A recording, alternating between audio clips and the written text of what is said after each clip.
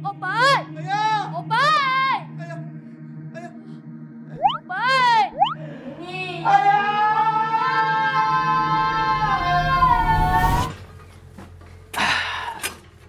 Apa benda bising-bising tu? Orang nak cuti-cuti, dia nak kerja. Alah, mengganggu ketenteraman betul.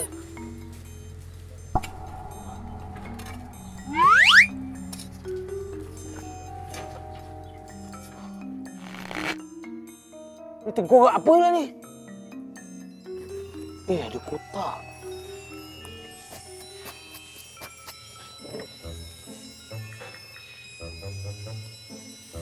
Bismillahirrahmanirrahim.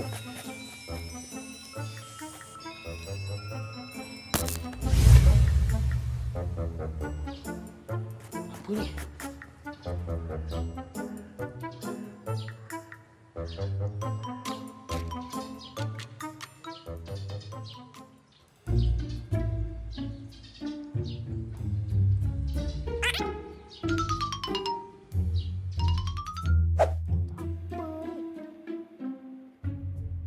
Kenapa ayah simpan kat sini?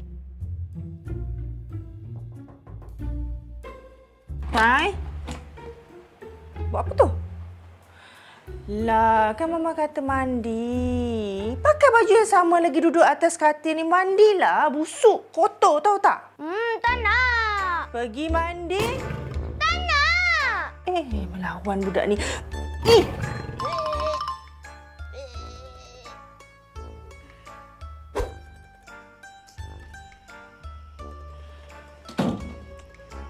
Abang, kenapa tak mandi lagi? Nak baring kejap. Bukannya kotor pun. Kotor lah. Abang baring kat atas ni tak mandi. Tak naklah macam tu. Pergilah mandi.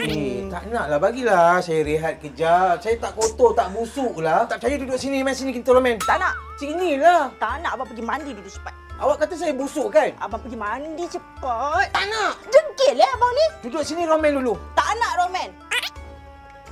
Tak nak. Sudah. Kacau je.